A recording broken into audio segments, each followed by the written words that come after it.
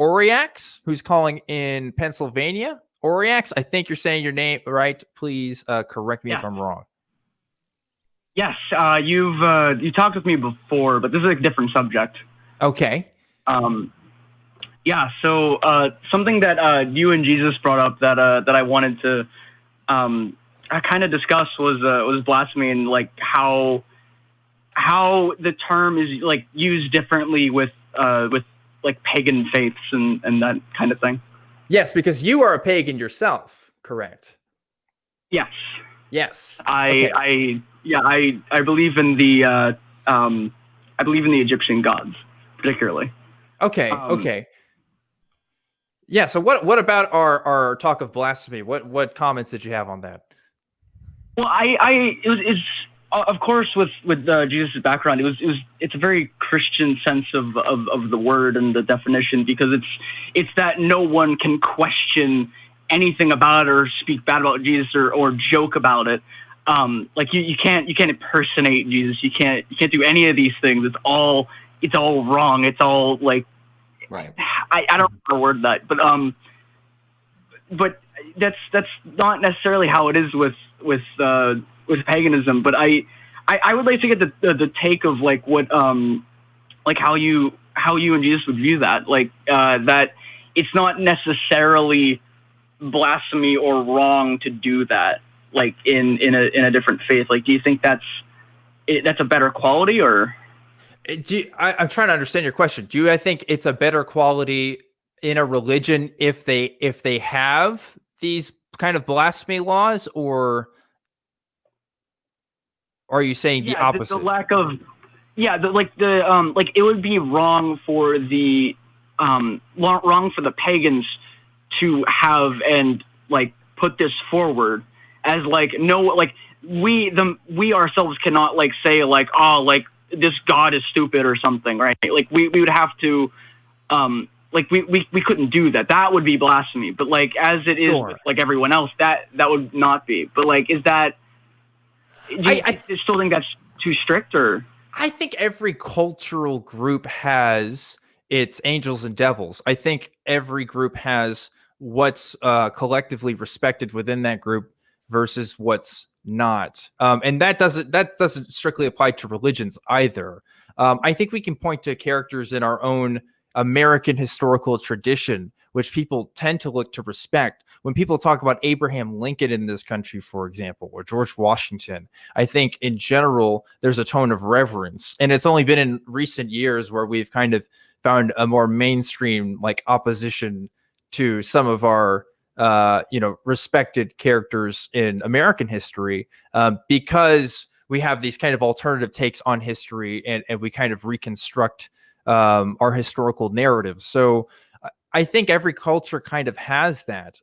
So I don't know if it's good or not. I think it's as a skeptic, right, as like an agnostic atheist, I want to be able to say, yeah, I should be able to be critical of whoever I want to be.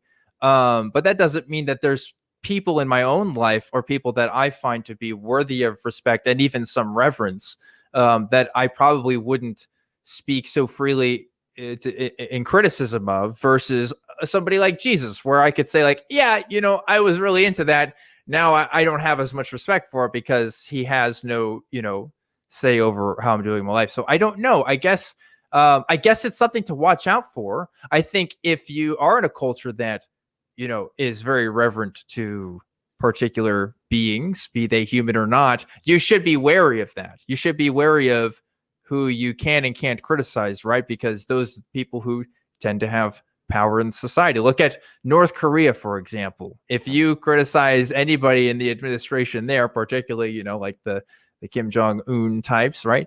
Like you could lose your life. And we don't have laws like that in this country, but there's definitely figures which people will look the other way for. Jesus is one of them. If you make fun of Jesus, people will, give you a weird look. What do you think about that, Jesus? Yeah, I think was it Voltaire that said? Yes, that's the quote I was looking for. Yeah, if you want to know who controls you, look no further than than who you cannot criticize. I believe Yes. something to that effect. Something to that effect. And it's true. It's true.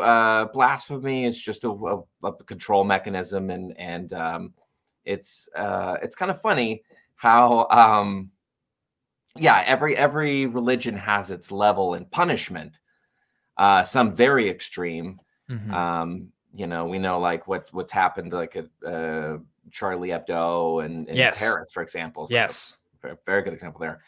I get my share of death threats, now and again, mostly just, Which is weird because I judge the level you think you wouldn't be death. afraid of that. You already had it once. No, because I've yeah, exactly. Nothing new. But most of the death threats I get have such terrible spelling and grammar and punctuation that I honestly just can't take it serious. I'm just like, this person, I don't think I have to worry about them, doing anything. But anyways, I think for me, getting out of Mormonism, it was just that we're not allowed to criticize our leaders. We're not allowed to look at any anti stuff or anything like that. And it's kind of funny how long I went along with that. When I think back, I just can't believe, wow, I went along with that for so long, because now it seems so controlling and so I just kind of blows my mind, because I think if anything that claims it is true, not only that, I mean, the Mormon church believed that it is the only true church upon the entire face of the planet, the only one with all of the truth and all of the knowledge. Yet you can't criticize it or say anything's wrong with it. And I think that's absurd, because if it's something true is truly true, then it can stand up to the criticism. It can stand up to any critique that you throw at its way, and just it's no big deal.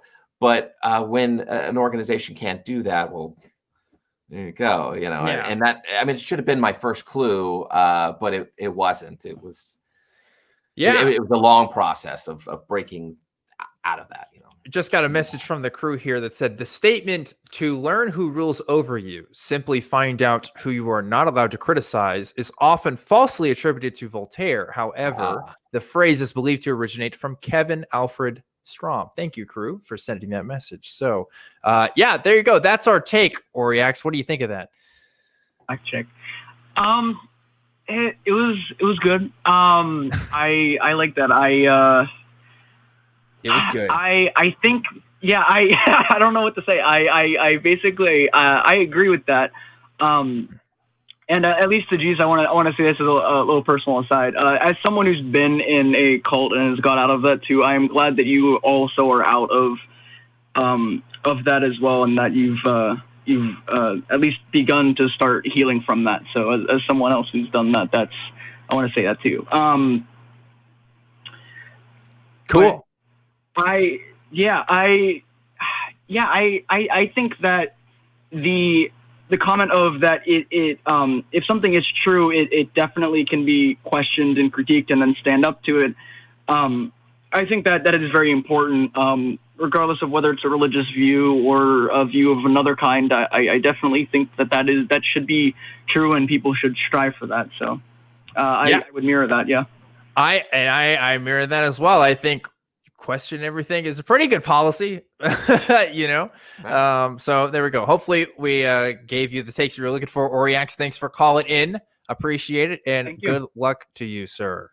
Like I wouldn't be here today if I didn't think that maybe what I was doing wasn't right on some level, and part of it for me too was the realization of, I don't think anybody, even in the Christian world, would say Christianity is completely good for everyone at all times, right? I think people will readily admit, some people have had bad experiences at church, or maybe they've had disagreements with things, but it goes deeper than that. It's like, whoa, the church I was a part of was complicit in, this country's homophobia. It was complicit in, I mean, if you go back far enough, it's complicit in the colonization of native peoples and the stealing of people's cultures and just a violation of people's human rights. And I had to think, like, is this something I want to be a part of? Even if we're not doing all of that right now, are we still doing some of that today, right? And like, where's the power dynamics that we have? I didn't realize how privileged I was to be in the majority religion in a country before I became an atheist, right? And then I became a religious minority. And it's like, oh, wow, I'm like the only person I know that has the beliefs I have. Not anymore, obviously, but yeah, pretty frustrating and scary, but also just like a realization that, hey, I need to do the right thing and not be a part of this anymore. So yeah. Yeah. I love it. Jesus is just like, right on. We're doing it. We're just living life.